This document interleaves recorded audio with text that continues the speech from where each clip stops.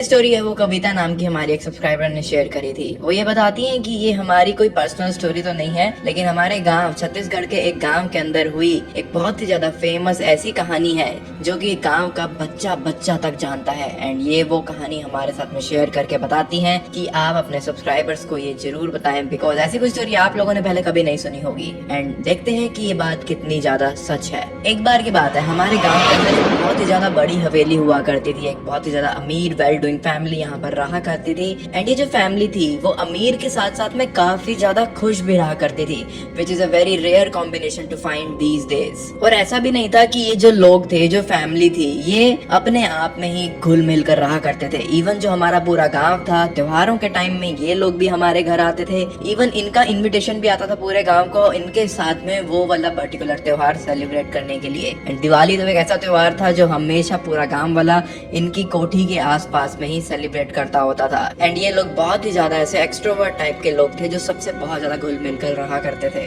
लेकिन एक रात कुछ ऐसा हो जाता है जिसकी वजह से हमारे पूरे के पूरे गांव के अंदर सनसनी मच जाती है। हुआ कुछ ऐसा कि जो परिवार इस कोठी के अंदर, इस बंगले के अंदर रहा करता था, उनकी उस हवेली के अंदर अचानक से आग लग जाती है। आग लगने का समझ ही नहीं आया कि ऐसा एक्चुअली में हो कैसे गया, लेकिन क्योंकि आग इनके सोते टाइम के दौरान लग गई थी, इसकी वजह से पूरी की पूरी हवेली बहुत ही ज्यादा तेजी से आग पकड़ लेती है। एंड ये जितने भी लोग इसके घर के अंदर रहा करते थे वो सारे इस आग की वजह से मारे जाते हैं। अब क्योंकि ये फैमिली पूरी यहीं पर रहा करती थी एंड इन लोगों के बाकी रिश्तेदार वगैरह के बारे में गांव वालों को कोई आइडिया नहीं था, इस वजह से गांव वाले डिसाइड करते हैं कि वो ही इनकी बॉडीज का जो है अंतिम संस्कार कर देंगे। अंतिम संस्कार में थोड़ा बहुत वक्त लग जाता है एंड गांव वालों को वापस अपने अपने घरों तक पहुंचने के लिए शाम या पूरी कह सकते हो कि आप रात ही हो गई थी। रात में हम सब वापस आराम से लौट कर आ जाते हैं। काफी सारे लोग बहुत ज्यादा उदास थे, बिकॉज ये एक ऐसी फैमिली थी जो बहुत ही ज्यादा खुश रखती होती थी लोगों को। एंड जब ऐसे लोग हमारे बीच से चले जाते हैं तो बुरा तो बहुत ज्यादा लगता ही है। हमारे गांव में एक 24-25 साल का कोई लड़का रहा करता था। उसका नाम एग्जैक्टली मेरे को नहीं बताया गया, लेकिन मेरे को इतना बताया गया कि वो इस इंसिडेंट के बाद से, जब उनका अंतिम संस्कार कर दिया गया था, उनकी हवेली के बिल्कुल आगे से गुजर रहा था। रात के करीब 12-1 बजे हुए थे। वो अपने काम से लौटकर अपने घर की तरफ वापस जा रहा था। उस बेचारे को तो कुछ आइडिया भी नहीं था कि एग्जैक्टली मैं यहाँ पर इन टाइम के अंदर अंदर हो क्या गया। वो तो अपने काम के लिए गांव से थोड़ा दूर जाया करता था एंड वो पिछले 2 दिन से तो गांव के अंदर था भी नहीं। वो अपनी बाइक की वजह से वापस एंटर कर ही रहा था एंड इनकी जो हवेली थी वो गांव की जस्ट एंट्री पर ही थी, तो उसके आगे से ही ये जा रहा था जस्ट नॉर्मली।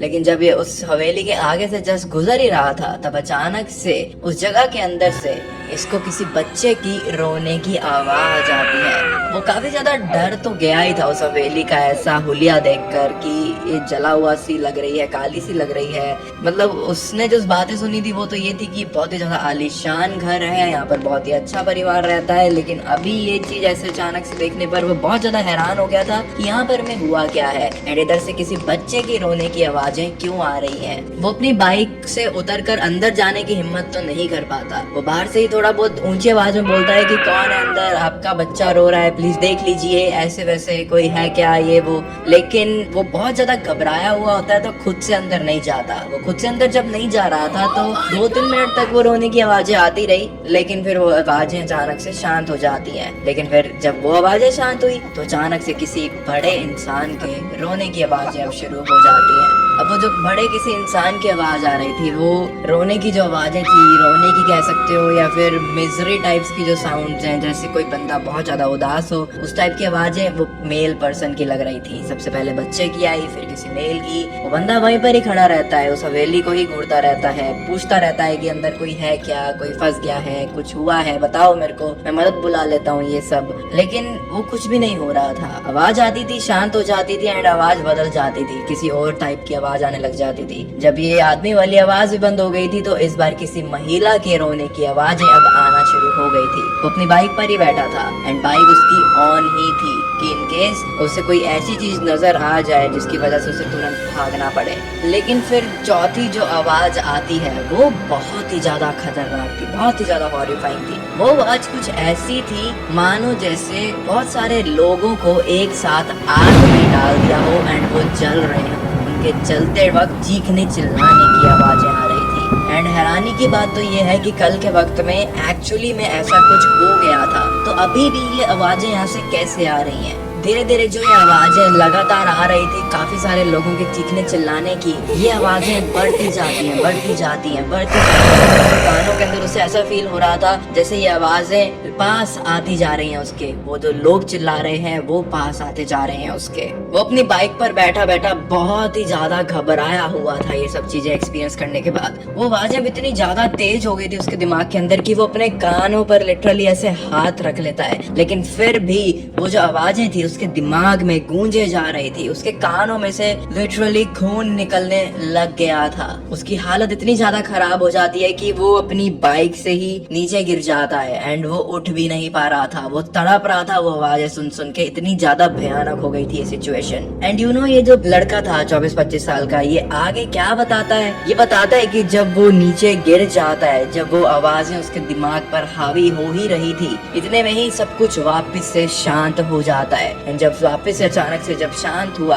एंड जब वो अपनी बाइक पर बैठा फटाफट, तो वो देखता है कि उसकी बाइक के बिल्कुल सामने वो पूरी की पूरी फैमिली जो कि इस हवेली के अंदर रहा करती थी वो खड़ी है आज भी। एंड उनका पूरा शरीर जला हुआ है मुंह से लेकर नीचे पैरों तक। एंड सिर्फ जला हुआ शरीर एक ऐसी चीज नहीं थी जो उसने नोटिस करी, उसने ये भी नोटिस करा कि उनके बच्चे के हाथ नहीं है, उनके जो यहाँ पर जो मेन करता धरता रहता होता था घर का, उसका आधा शरीर पूरा का पूरा काला हो चुका है एंड उसकी स्किन जो है पील ऑफ हो रही है उसकी बॉडी से। उसकी जो वाइफ थी उसकी आंखें पूरी जल चुकी हैं। एंड ये सारा नजारा देखने के बाद वो बेहोश होकर वापस नीचे गिर जाता है। जब इस लड़के का होश सुबह के वक्त में अचानक से खुल जाता है, तब ये नोटिस करता है कि ये उसी जगह पर नहीं बेहोश हो रखा है जहाँ पर ये कल रात को हो गया था, उस हवेली के बिल्कुल सामने। ये किसी के घर में मौजूद है एंड कुछ गांव वाले इसको अपनी तरफ घेर कर बैठे हुए हैं। जैसे ये थोड़ा सा होश में आता है तो ये उठते ही अपनी कहानी जो भी इसने एक्सपीरियंस करा वो सारी की सारी गांव वालों को बताना शुरू कर देता है। सारे लोग इसकी ये कहानी सुनने के बाद बहुत ही ज्यादा घबरा जाते हैं एंड उस आदमी को भी, उस व्यक्ति को भी बताते हैं कि कल देर रात के वक्त में ही अचानक से इनकी हवेली के अंदर, पूरी हवेली के अंदर आग लग जाती है। आग लगने का कारण अभी तक किसी को पता नहीं लग पाया है एंड उस आग लगने की वजह से इनकी पूरी की पूरी फैमिली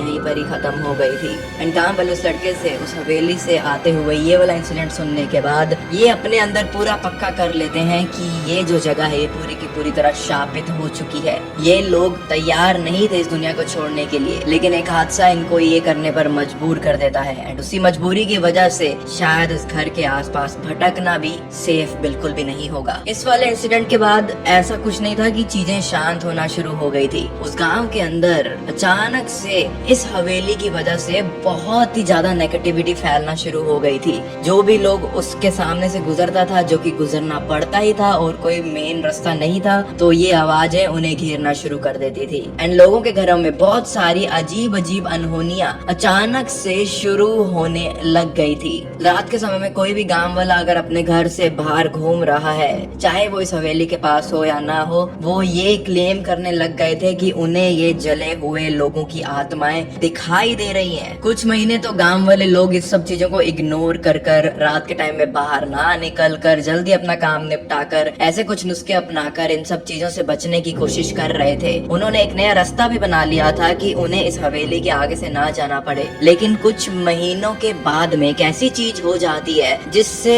सभी लोगों को ये गांव पूरा खाली ही करना पड़ता है। ये जगह एक घोस्ट टाउन बनकर रह जाती है। एंड वो एक ऐसा इंसिडेंट था जब एक और ऐसे ही एक छोटा सा परिवार जो एक घर के अंदर रहा करता था, उनकी भी ऐसे ही डेथ हो जाती है। उनका भी पूरा घर जलकर राख हो जाता है एंड वो भी बचकर नहीं निकल पाते। एंड हैरानी की बात तो ये थी सबसे ज्यादा कि इनका तो बिल्कुल छोटा सा मिट्टी का टाइप का घर बना हुआ था एंड उस घर के अंदर एक गैस चूल्हे के अलावा ऐसी कोई भी चीज नहीं थी जिसकी वजह से आग वाला कोई हादसा ऐसा हो सकता था। लेकिन फिर भी ऐसी एक घटना हुई जो कि बहुत ही ज्यादा खौफनाक चीज है पूरे के पूरे गांव वालों के लिए। गांव वालों के पास नहीं थी कोई भी और जगह जाने के लिए, उनके पास कोई और तरीका भी नहीं था सरवाइव करने के लिए। वो इस जगह को नहीं छोड़ सकते थे, उनका सारा काम यहीं के आसपास में था, उनके घर यहीं पे थे, उनके बच्चे, उनके फैमिली, उनकी बीवियां, सारा कुछ यहीं था। इसी वजह से कुछ लोग डिसाइड करते हैं कि इन सब चीजों से बचने के लिए वो बड़े बड़े तांत्रिक लोगों की हेल्प लेंगे। ऐसे ही एक तांत्रिक को वो बुलाते भी हैं, काफी दिनों तक पाठ पूजाएं चलती हैं उन आत्मा को शांत करने के लिए। एंड बहुत ज्यादा मेहनत मशक्कत के बाद में ये जो चीजें थी